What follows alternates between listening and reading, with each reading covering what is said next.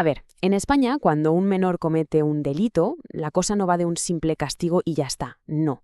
La ley en realidad despliega todo un arsenal de medidas, pero con un objetivo muy, muy claro. Así que hoy nos vamos a meter de lleno en la justicia juvenil, para descubrir qué hay exactamente dentro de ese famoso maletín del juez. Vale, entonces, la pregunta del millón es, ¿qué pasa de verdad cuando un menor delinque? La respuesta, como os de imaginar, no es nada sencilla. El sistema judicial está siempre en una especie de tira y afloja entre dos cosas. Por un lado, que el menor asuma la responsabilidad de lo que ha hecho y por otro, y esto es clave, asegurar su reeducación. Es un equilibrio, vamos, súper delicado. Y para entender cómo funciona esto, la mejor imagen es esta. La ley no le da al juez un simple martillo, ¿sabes?, para dar un golpe en la mesa y sentenciar. ¿Qué va? Le da un maletín de herramientas completísimo. Y cada una de esas herramientas, que son las medidas, está pensada para una situación muy concreta y sobre todo para un menor muy concreto. Bueno, pues en los próximos minutos vamos a abrir ese maletín. Veremos primero las herramientas que tiene el juez, luego las medidas que se aplican en la comunidad y las que implican internamiento, también entenderemos las reglas que usa para decidir y echaremos un vistazo a algunos casos y edades especiales. ¿Vamos a ello? Vale, empezamos por el primer compartimento del maletín. Aquí están las medidas que se aplican en lo que se llama medio abierto. Y ojo, que son las más utilizadas. ¿Y por qué? Pues por una razón fundamental. La ley prefiere, siempre que se pueda, claro, reeducar al menor sin sacarlo de su entorno, de su día a día.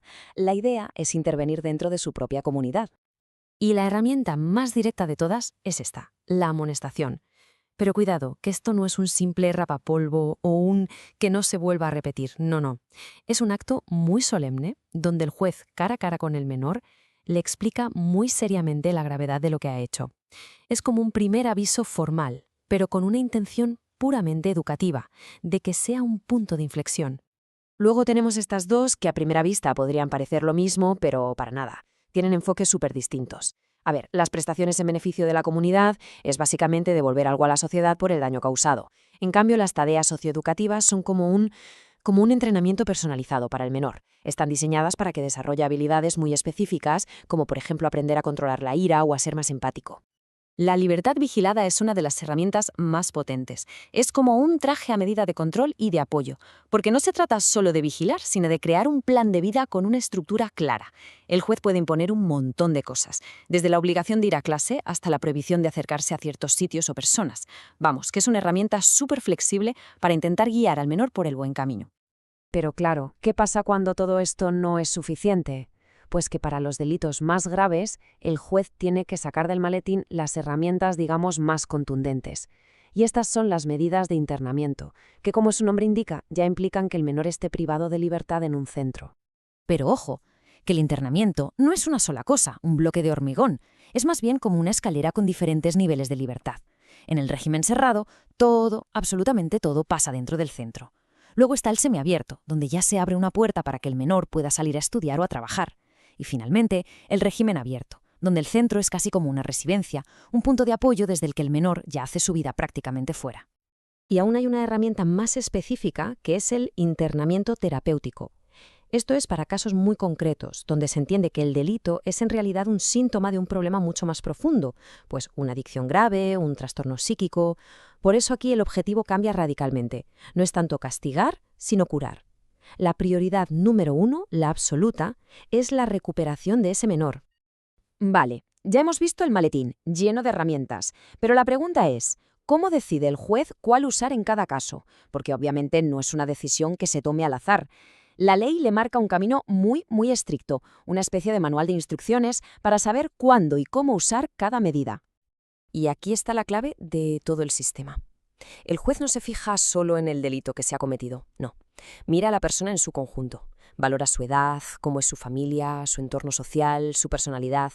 Y por encima de todo eso hay un principio que es como la estrella polar que lo guía todo, el interés superior del menor. Cualquier decisión que se tome tiene que buscar ante todo y sobre todo lo que sea mejor para su futuro. Además, hay un límite de tiempo muy claro. Por regla general, ninguna de estas medidas puede durar más de 2 años. Luego veremos que hay excepciones para los delitos más graves, pero el sistema trabaja con ese horizonte temporal. La idea es que la intervención sea intensa, sí, pero limitada en el tiempo.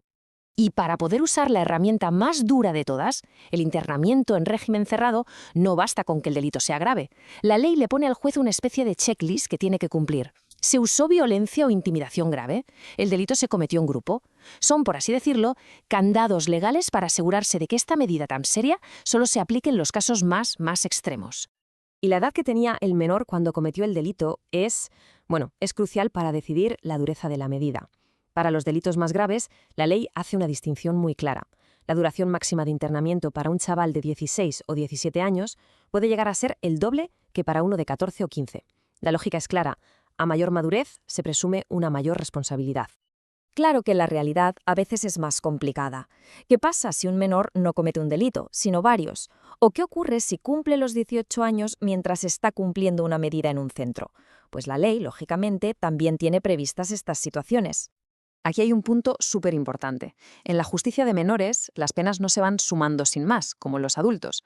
Si hay varios delitos, el juez no suma las penas una tras otra. Lo que hace es imponer una única medida y para decidir cuál, toma como referencia el delito más grave. El objetivo, evitar una acumulación de años que sea desproporcionada y que al final haga imposible la reinserción. Y la gran pregunta, ¿qué pasa cuando el menor se hace mayor de edad? Bueno, pues al cumplir los 18, la regla general es que siga cumpliendo la medida en el centro de menores. Solo si su comportamiento es muy negativo, el juez podría decidir trasladarlo a una prisión. Pero ojo, al cumplir los 21, la regla cambia. Ahí ya no es una opción. Lo normal es que se ordene su traslado a un centro penitenciario de adultos. La diferencia entre se puede y ese se ordenará es abismal. Y fijaos, esta frase sacada directamente de la ley resume a la perfección toda la filosofía del sistema.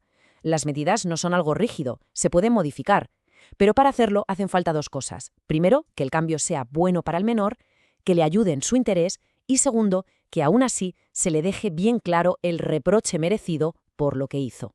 Es esa tensión constante de la que hablábamos. Ayudar sí, pero también exigir responsabilidad.